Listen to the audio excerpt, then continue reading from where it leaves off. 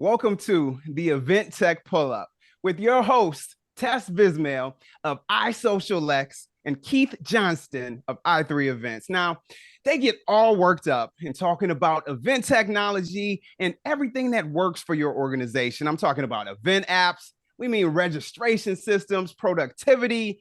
I mean, just anything that is involved with event technology, they are all up in it. And then somebody even allowed them to have guests. I don't know why, but they are allowed to have guests. And today I happen to be your illustrious special guest. I am DJ Graffiti, the keynote DJ.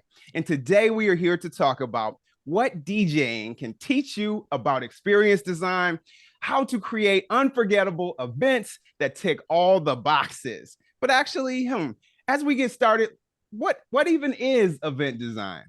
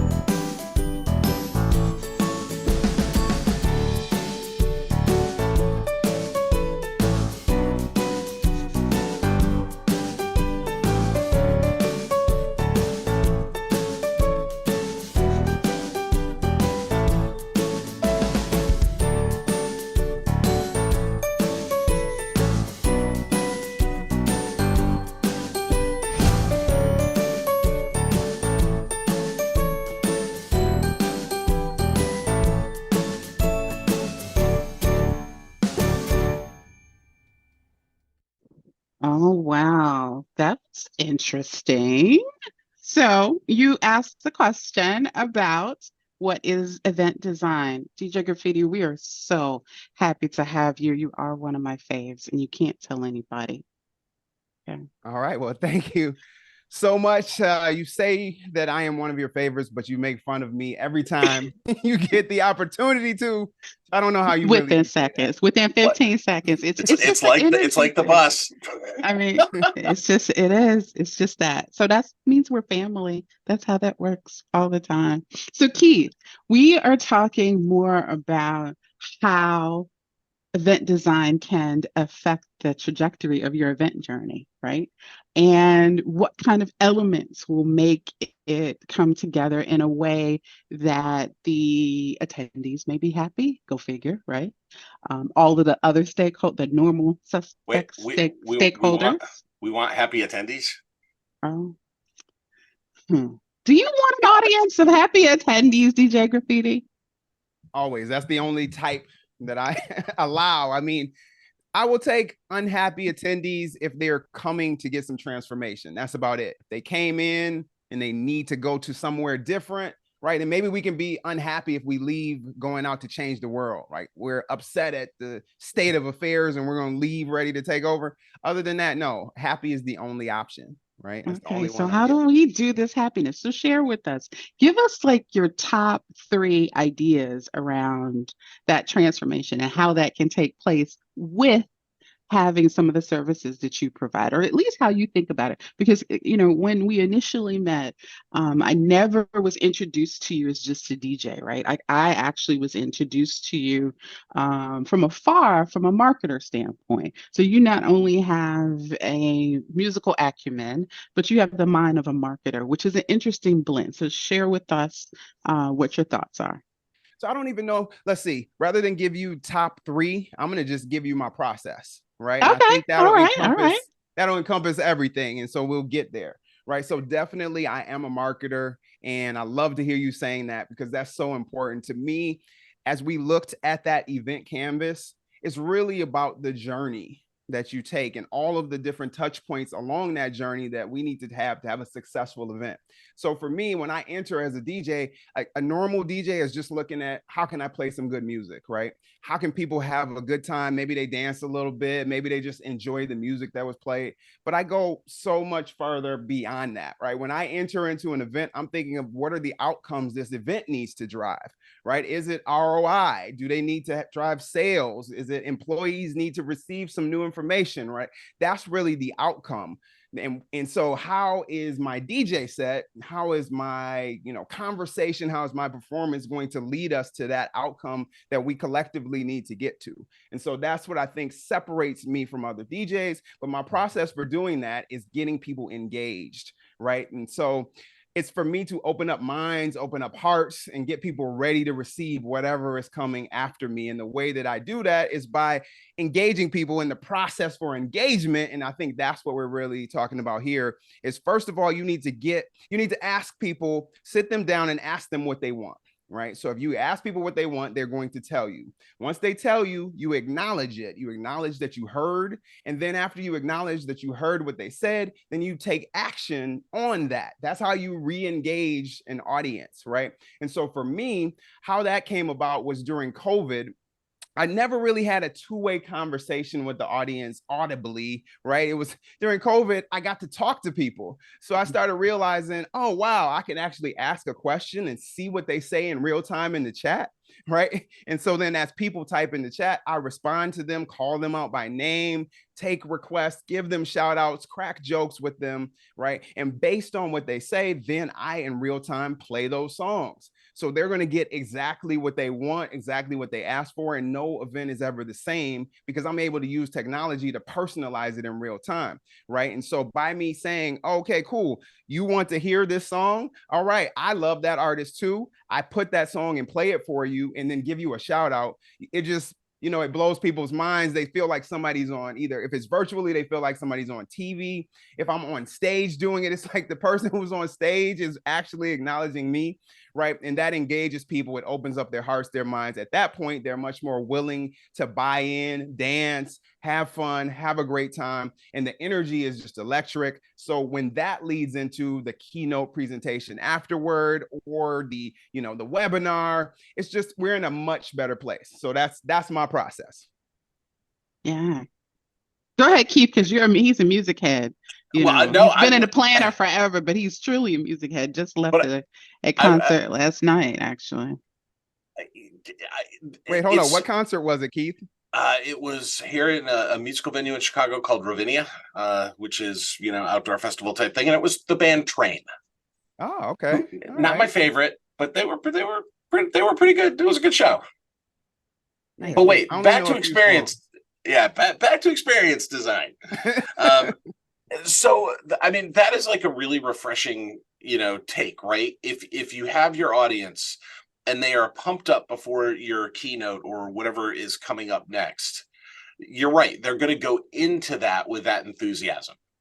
Mm-hmm. So then it's really incumbent on the planner, though, to make sure that who's ever kicking it off after that has that same level of, can keep people engaged and can keep the energy going. I saw we're part of an event earlier in the summer and they had exactly what you described. Somebody who got the crowd all hyped up, and then the person who came out and then talked to the audience just killed the mood.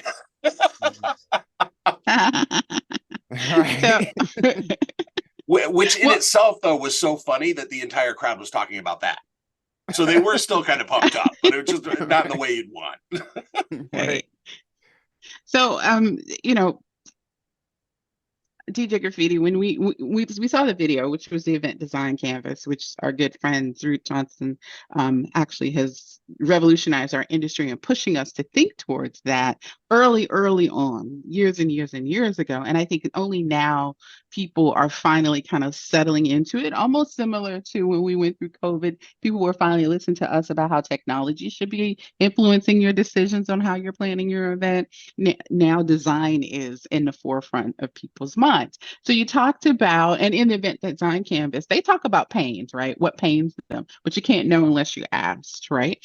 But you also have to have a commitment. So I think it's interesting that you pointed out the journey, because if the journey doesn't, if you just went in and they hired you and said, okay, I just need you to play some music beforehand, get the crowd going, even if you did talk back to them, right? If it was more of a call and response, similar to a call and response, how they're actually calling out what you want, what they want to you, and then you're responding based on what that need is.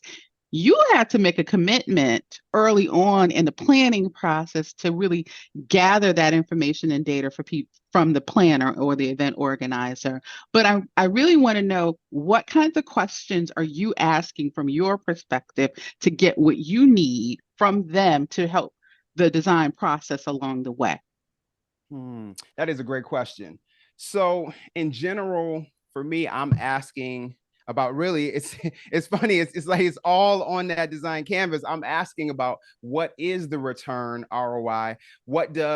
So I'm future pacing the situation to ask, what does a perfect outcome look like for you from this event, right? So if we start there and look at what the outcome needs to be, so like if everything went exactly as planned, you came in below budget and you got more of what you wanted and all of that, I want to be in that frame of mind. Is like, what does that look like? Because if we can have that conversation, then I can figure out and help to figure out what is my piece in that role. What's my role in helping us get there, right? So I'm a reverse engineer by nature, right? So I need to know where we're going, what's the destination look like, and then we can figure out what are the steps along the critical path to get there. So I'm saying, okay, if I'm at the beginning helping us start there, then maybe we need to be in a certain frame of mind so that we can receive all that comes to us, such that at the end we can make a choice and a decision to take the next steps. So I think mainly it's just, what are the outcomes? Right. And then I'll also, of course, ask, are there any talking points, or are there any things from your perspective that you feel you'd like me to accomplish? So planner, what do you want from me? Right. And then what do you want from the event? What do the attendees need to know? What is the transformation that you expect them to have throughout the course of this event? What are the mission and objectives of the organization, right? Like, so those, once I have those questions, I think I'm good. And then I just try to help the strategic process happen and play my role, right? That's what I do. Well, and I think with any event, starting all the way out at the end, right, and not even the day it ends, right, but the month after, what you want that, you know, the attendees to keep as they go forward into their lives, right after your event. It will inform everything from the beginning. Like, how you want the end is how you're going to pick your venue. It's how you're going to pick, you know, who's going to be the speakers. It's how you're going to pick even the food. Right. And so I think for planners, you know, event design doesn't have to be something, or experience design doesn't have to be something that actually adds to your plate, right? Because planners are already so flipping busy. It's not that, right? We're not saying you have to take on 50 other job roles just to have a better experience. You just have to change how you think about the progression of your event. Yeah, definitely. Well, can you all bear with me for a moment? Everyone knows that I'm very spontaneous. If you don't mind, just hold on for a sec. I'm going to share my screen real quick because I want everyone to see this. We're going to have it at the end in our show notes, of course. But as I reveal this, let's think about what Martin said in the beginning. I go back and forth with DJ Graffiti and Martin. We're going to talk about branding in a second, right? But you talked about pain, right? We talked about commitment, what the return is, right? Your return on investment. the things that you gain. But as an event design canvas, it's talking about the entry behavior, and the entry behavior you're getting from the planners in the beginning. Like, what are we actually doing? What kinds of things do we need to accomplish? Those sort of things. And we're kind of going on this journey. But I think what people don't do enough of is really truly looking at what jobs need to be done. What is your job? You defined aspects of your job differently than just a DJ, right? You looked at the end result, what the needs are. You're looking at what the attendees or the audience per se are needing, but then you're also needing to take the role of, okay, is this a product launch, right? Mhm. What kind of product is it? How do I incorporate the type of product into the music I play, possibly? Or what kinds of mood is going to happen in the room that needs to convey what that message is, what those messages are, and who are the people that need to get those jobs done, right? And I think also, what is the product promise? So we talking about marketing, we're always talking about brand promise, right? What kind of things can we recommit on, right? What kinds of things can we if I want to say, like Pavlov's dog, what happened in the case of Pavlov's dog? We're reinforcing behavior. So if you're reinforcing the behavior, then you've promised someone or something this object or joy, if you will, and happiness. And how are you going to fulfill that and continue to fulfill that? And then an instructional design that kind of comes with it and the mechanics of it. And then, as I'm mentioning here, you're exiting the behavior. But under the bottom is the expectation, the cost, the revenue, and the satisfaction. So money comes into play there in some form or fashion. And I think we as planners don't necessarily, we kind of start with cost and see what we can do with all of these, as opposed to looking at the entire, as they call it, canvas of things and figure out where our journey should be. So if you can just reflect on anything that you see here, that would be great. Well, first of all, you should, when you're thinking about cost, right, and you have somebody like a DJ Graffiti that's coming in, right, when you're laying out that budget, you know, the DJ Graffiti needs to be at the top of that as you're making that decision, so that you can put the accurate amount into paying DJ Graffiti. What? No, I'm just joking. But but I'm only partially joking. Really, I'm only partially joking. So you hit a great point, and that's one of my biggest marketing and branding struggles personally, is that people already believe they know what a DJ is, right? And they do. We already have what we think DJs do, right? But I am using DJing as a tool to drive an outcome, right? A DJ is somebody who just plays music, right? Anybody who comes in and plays music in a certain fashion is a DJ, right? But when you are planning your event, when you sit down to actually do the budget, once again, if you start with the end in mind and you're starting thinking about what are the expectations when we get to the end of this, then you will prioritize the things that will drive that outcome and be able to meet those expectations. And those are the things that need to happen first at the top. And then as you get down to the bottom, the problem is generally a DJ is seen as something that is last, right? It's like, okay, cool. We need to do all these things. We meet all these expectations.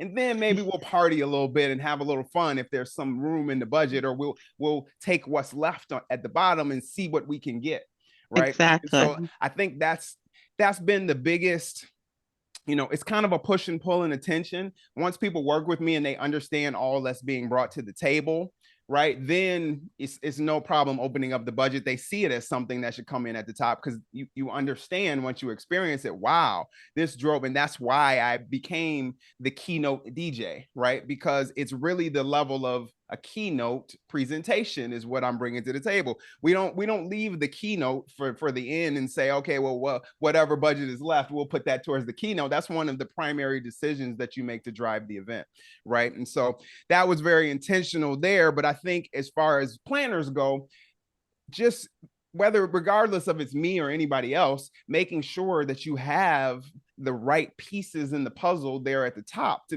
be able to drive your expectations is the important part. If you start from the cost, right, you're starting from the wrong place, right? If you can actually drive more ROI and show that you're able to increase revenue, you'll be able to get a bigger budget, right? And so like that's why that's generally I like to start from what are the outcomes, and that's not this event, that's over the course of the whole year and everything that's there. If you can actually show and prove that, hey, we're going to increase things by this much by having this event, and I can prove it, then that's how you can go in and have more to work with in general to be able to go about it doing a better job throughout the course of the process.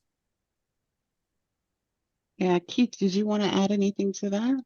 Anything about how they, because you're constantly working with associations. This is, and what I want to say, mid to small associations too, where they really to drive cost first and then kind of quote unquote design after. Yeah, and I think, to DJ Graffiti's point, right? You have to know what that outcome is going to be, right? And then you need to, go back through the whole program and figure out where you need to allocate the funds, right? But with smaller and mid-sized associations, a lot of them don't have huge budgets, right? But that's when, working with someone, like DJ Graffiti, right?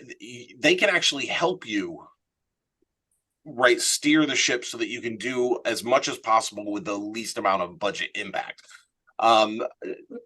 You can look at other things and cut corners in other ways, right? If you have the most amazing educational conference in the world with the best speakers on whatever your subject topic is, they're the best speakers, but then you take your event and you hold it in a high school gymnasium with a box of Dunkin' Donuts coffee, I can guarantee you the event's going to be packed, right? Because you have the best speakers. You have the people that attendees want to see and hear and listen to. So, yes, budget matters, but if you've got the right vibe and the right people, I guess, you don't need, there's a lot of frills that you can go without to get to that final outcome.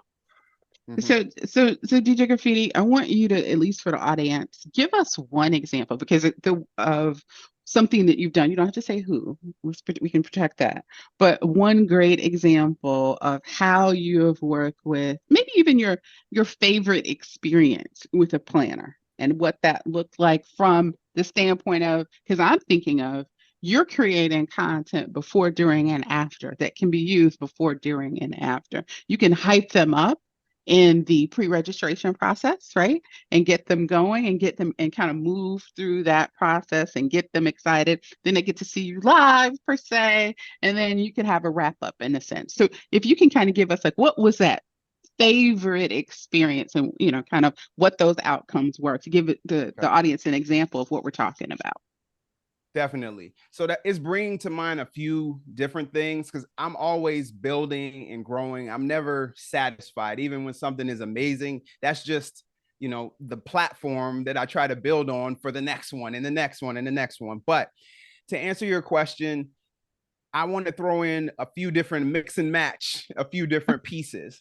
But I would say definitely a pre-event video. I love to do a pre-event video because, as we mentioned, when just hearing some DJ, and I understand that most people, I'm building my brand, right, on a global scale, but most people haven't heard of DJ Graffiti, right? We didn't even talk about my background and history and how we got here, but let's just skip past that for now. We'll say I've opened up. No, we're coming to that. We're flowing through that. We'll get there, but I've opened up for lots of big name artists, and I've worked with lots of companies that are household names. But in general, when people see me on the list of, people that are talk or speak or perform at your event, right, they haven't heard of me, right? So having a little video that comes in that's just a 3 or 5 minute clip of me bringing huge energy and being exciting, people then are like, oh, okay, whoa, I think I might show up for that because that looks exciting, and I'm ready for that. I'm excited, but not only for me, but for your event as a whole,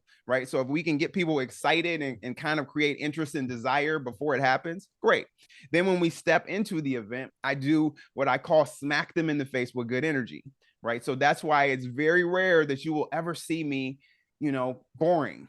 It's not going to happen. I'm always going to be passionate. I don't always have to be. I'm hyped up right now. I'm like, I'm giving you hyped up. I can also be kind of in my peaceful voice, but you're still going to feel my passion coming through. Right. And that's important no matter where we are during the course of the event. And I always give that. And so how I help, one of the examples of how I've helped to connect the dots is to help acquire sponsorship even for my performance, right? So if I come in, the easiest way to help make a great hit on your bottom line is to know that, yes, I'm a marketer, right? I understand how to present a sponsor in a way that they're going to be so much more well received, and they'll be excited to come back and pay you even more money the next time around, because I'm actually thinking about what do they want to get out of it. And I'm not just about the sponsor, but I'm saying, how can I present this in the best possible light such that the attendees are excited and be like, oh, wait, I need to write that down. Hold on, wait, I need to go to that website after the fact, because we're going to actually talk about the sponsor's core value proposition. And I'm going to take the time to go look up how they can help that exact audience who's in the building, right? So then after the fact, when we get to the end of the event, I am pretty active on social media,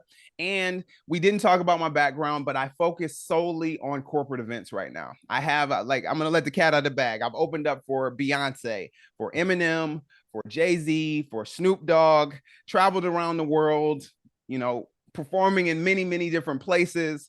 But today I focus solely on corporate events. And because of that, my platform of choice is LinkedIn, which is where most of the conversations happen around business. LinkedIn and Twitter. I'll say there's still Facebook groups, and there's people are on Instagram and maybe other platforms, but I have a community on LinkedIn. So then I create a post that generally gets great engagement after the fact and can help continue the conversation forward on into the future. So that's kind of the mixture, but generally that happens. The pre-event video, focusing on delivering on the goals and helping to reach the objectives during the course of the event. And then after the event, helping to spread socially, not only, and I'm not just talking about, hey, I just DJ'd at this event, but it's what was the outcome that we accomplished at this event, and how do we talk about that and keep that moving forward in the process. So is that it? Did I touch on it, or tell me if I didn't Yes. hit it, if I didn't get it? No, you did. You definitely hit it. You hit it. All So right. go ahead and do it. I was trying to think of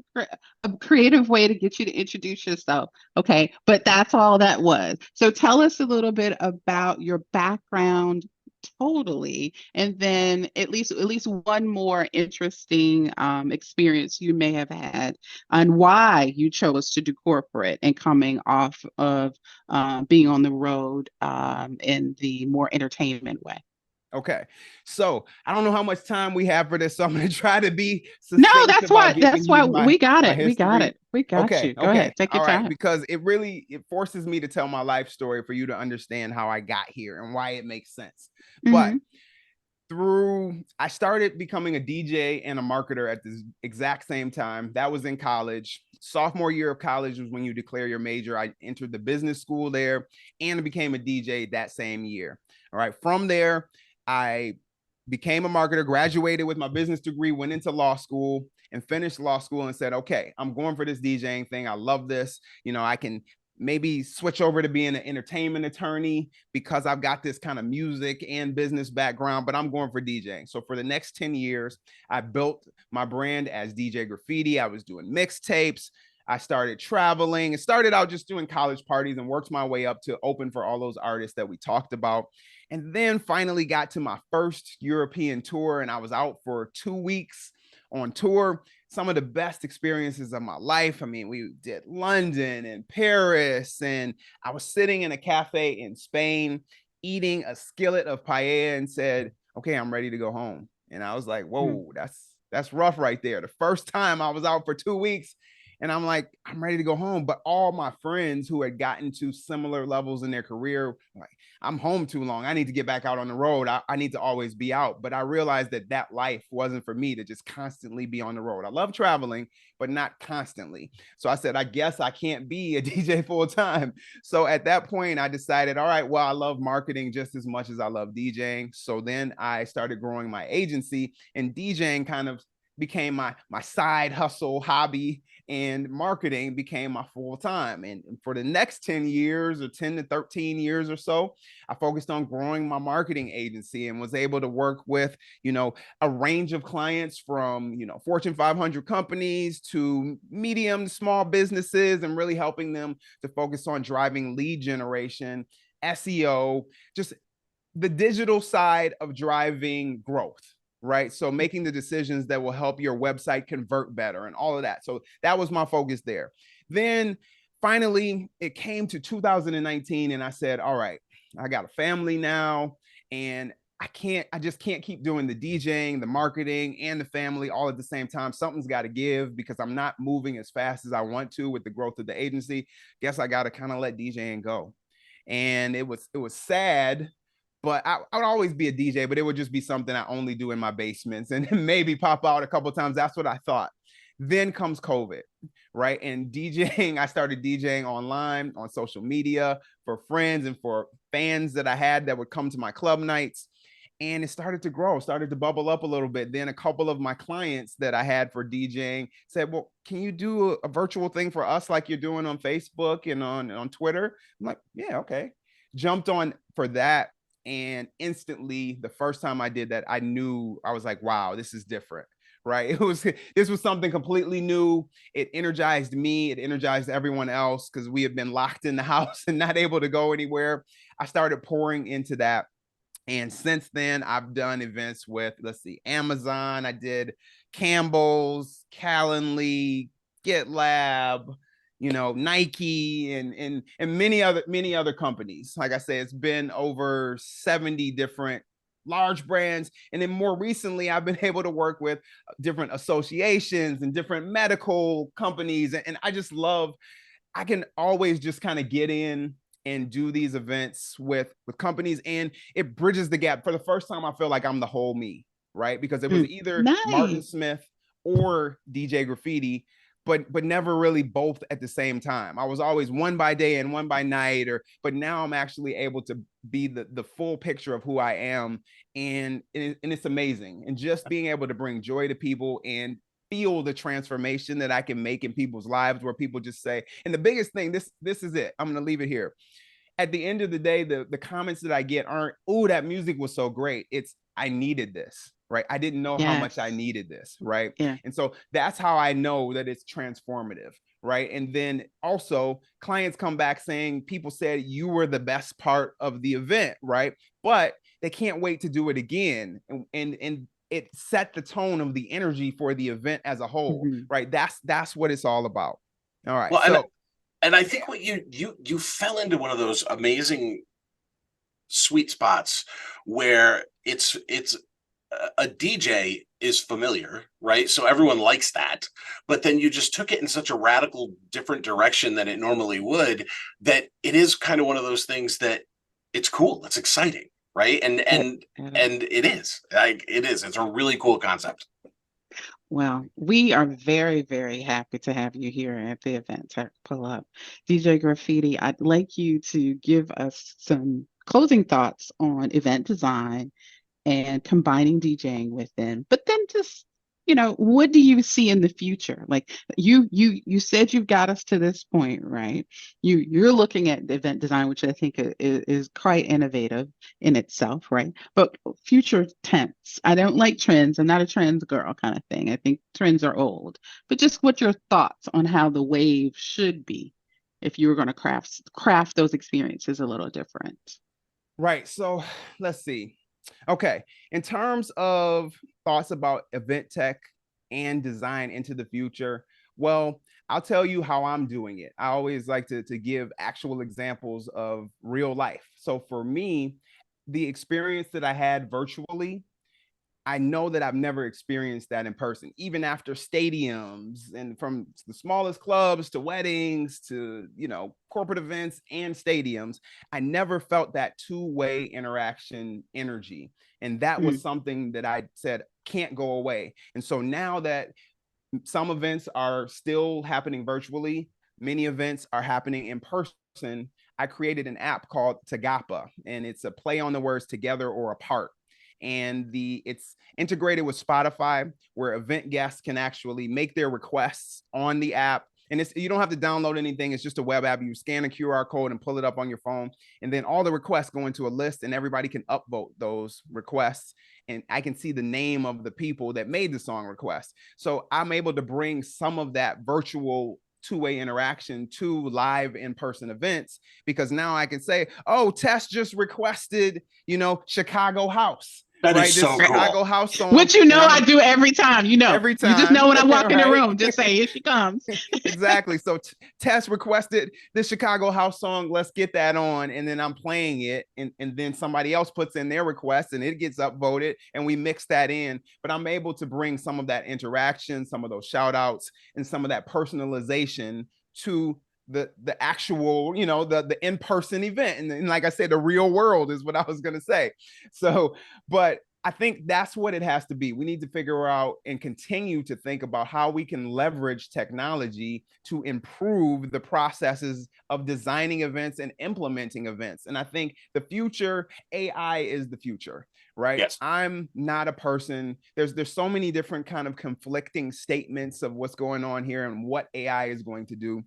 We've seen this before. It's not new. It's like when the internet happened and people didn't know exactly what it was and how it was going to material. Is this AOL online? Is that the internet? Wait a minute. Hold on. Is this the internet? Now it's built into every appliance around your house, right? So you don't know exactly how it's going to play out, but it's going to change things, but not to the point where you need to be scared and afraid. You need to look into how can I leverage this to accomplish what I am doing and to reach my goals faster. How can I do it better? Right? Like it's something to work with you, not against you. Don't look at it like you need to hide from it, but figure out how are we going to not have to read through all these spreadsheets. We just feed it into the machine and it tells us the summary of what's coming from it.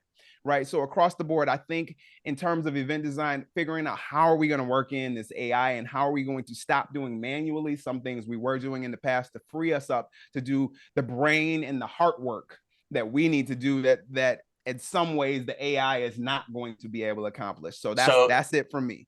There are a legion of planners that are going to have to relearn the creative side because we've been stuck in the mundane for so long. And AI will free us from that. I shouldn't say it's gonna. It has. It's just they need to just jump on. So I want to wrap this up. I really, truly want to say thank you. One thing I'd like to ask you, if you'd like to come back on with us and to delve a little bit deeper into this event tech that you have developed that we haven't seen. That was pretty cool, actually. just we haven't seen. Well, just, would you mind doing that? I would love to. I would love to dig deeper into it. And for anybody who might be at IMEX, I will be there and it will be on display. I won't have a booth or anything, but I think I'll pop up in a couple spaces. So find me on LinkedIn. It's linkedin.com/n/DJ Graffiti. Right. And so I work from my personal profile. Right. So that's what I'm building up if you find the business profile, it's like, wait a minute, only 200 people. This guy was acting like he's something big. And I'm seeing, so don't go to the business account. Look for me personally, Martin Smith, DJ Graffiti on there, and would love to connect with you and hope to see you at an event tech event soon. But thank you so much, Tess. Thank you, Keith, for having me here. This has been amazing. It has. And thank you so very much.